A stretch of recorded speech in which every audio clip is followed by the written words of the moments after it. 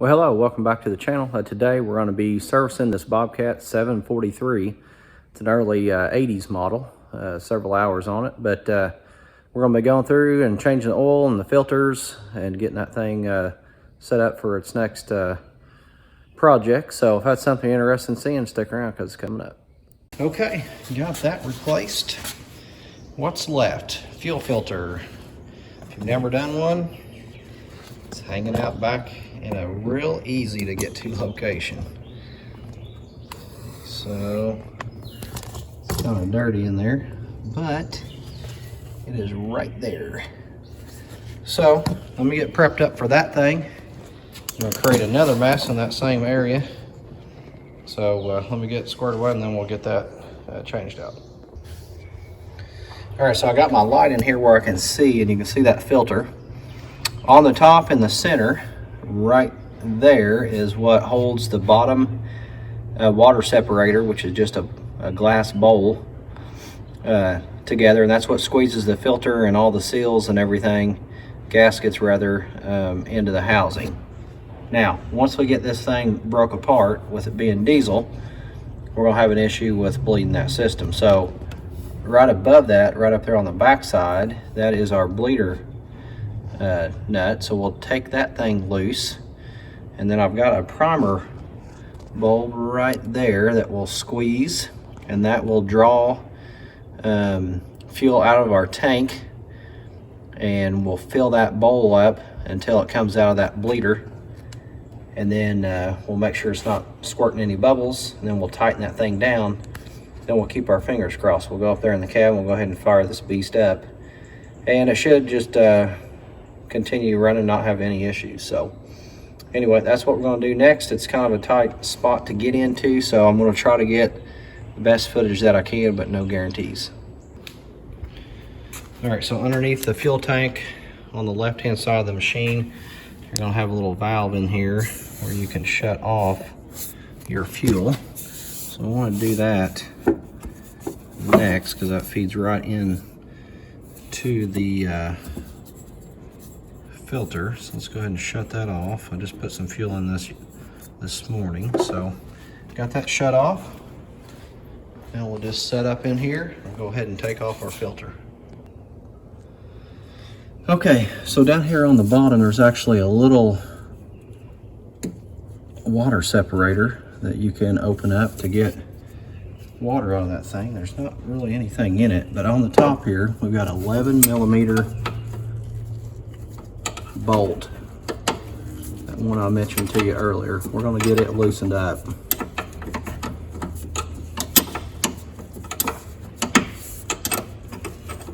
And once I get this thing loosened up here, we'll be able to just grab the bottom and we'll just unscrew it.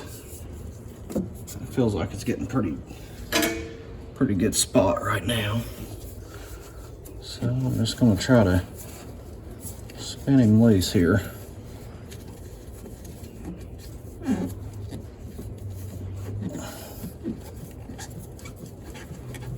Like I mentioned, it's going to create another big mess on us.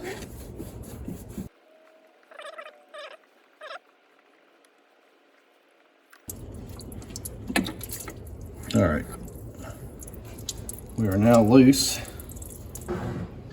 I've got my oil pan underneath to catch all of that. That's going to be dripping through the pan here. I'll go ahead and pull this bolt out of there because there's a little bitty O-ring right up there on top.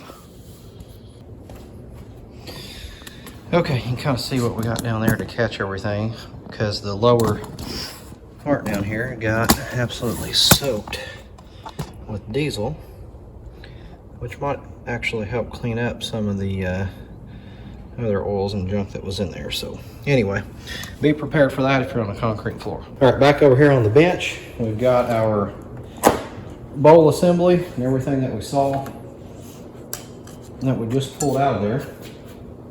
So we'll go ahead and show you what we need to replace. So let's grab the new filter. is at 33,166.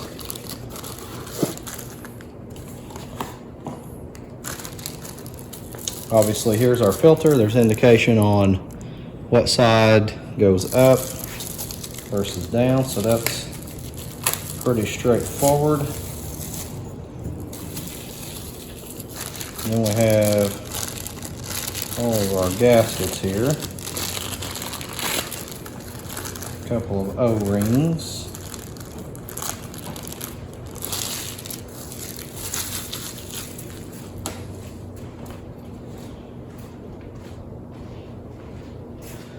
All right, so we've got 3 gaskets. If you've been watching any of my 175 Alice videos, there's a bowl separated different than this one that would require 2.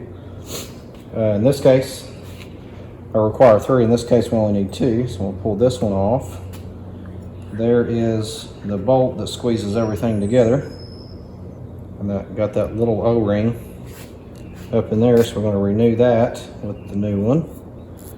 Comes in your filter. That's good. Pull this assembly out. There's 2 other O-rings in here that don't come with the kit. So right down here in the bottom is where that next O-ring is at. So we'll go ahead and work that out. There's that one. It fits down in, there's a little groove down in there, and that's where that O-ring is going to go. So I'm going to leave this rubber cushion in there. Slide this O-ring down. It's going to fit right up there on the top. As it tightens up, it's going to get down in there a little better. Now, as mentioned, they don't supply you with this little rubber gasket here, or that flat one. I feel like they probably should, because these I've never been able to renew because I've never had them. But that's what we got. All right, so that's that. Let me go ahead and just kind of wipe out the bowl. I didn't see anything in the bowl when it come out besides diesel fuel. There wasn't any water, and we didn't have any really dirt or anything in there either, so that's good. There's our old one. I'm just going to set this one down in here. It fits right in. You got that groove that's going to set inside that, just like so. And if I can get my filter number to stick out, I will. Now this other gasket, it's going to go up in that housing. And if you remember, if you saw the 175 video, I showed you how to do this and not get it to be rolled in there. So this one's going to be a little trickier because it's all the way up in that machine. It's not real easy to see. So I'm going to have to fish out the old one and get this new one installed, and that will just basically make our seal ring here at the top. So I'm going to slide back over there to the machine and work on that. I'm not going to be able to capture that on video just for the nature of where it's at. But basically this is your assembly. That'll be in the housing, and then this bolt will come down from the top and just squeeze everything together. So that's kind of how it works. Let me go over there, get that other piece squared away, and then we'll be ready to put that back together and turn our fuel on. All right, so I got the gasket pulled out of the bottom of that housing, and you can see that up in there on the outer edge, and there's an O-ring up in there as well. That probably is where that bigger O-ring went, even though the other filter had it on the bottom. But either way, just make sure that you get that flat gasket all the way around the outer edge there. And then I'm going to go ahead and pull that O-ring off and put the other one on there. I'm going to look at this first before I do that. And then we'll slide the assembly back up in here. We'll try to get a view of that. It's going to be difficult now that my light's dead. You're probably not going to be able to see a whole lot, but we'll get her pushed back up in here and tightened down. All right, so I got the new assembly pushed up in there and tightened down using that 12 millimeter wrench there on the top. We got that squared away.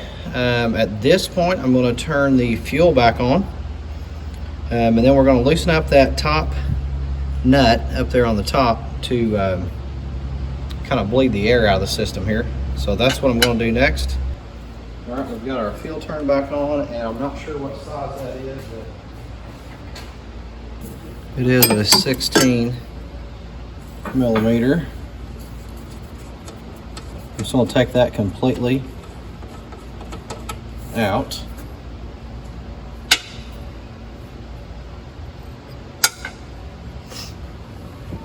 And then this is where we've got to pump. So I got my primer ball down here, and I'm just squeezing it right now. We're going to try to draw in. All right, so I finally got the fuel filter filled up and primed, and you can see that. What I ended up having to do was go on the other side of this pump, primer pump right here, and open that line up and let it draw that fuel in. So this machine had been or had the fuel line replaced, and I believe that this was put on the wrong side of our filter. It should be on the source side, coming from the tank. So at some point in time, I'll probably fix that. This really makes it a bear trying to get that thing primed up. But anyway, we got it. I had to come over here by the pump right there, take that bottom line off, and then that's how I was able to get it. So anyway, with that said, I'm going to go ahead and fire this thing up, and once it's up and going, we'll let it run here for just a little bit, and then we'll check our oil levels, make sure everything is fine there. So let's start it.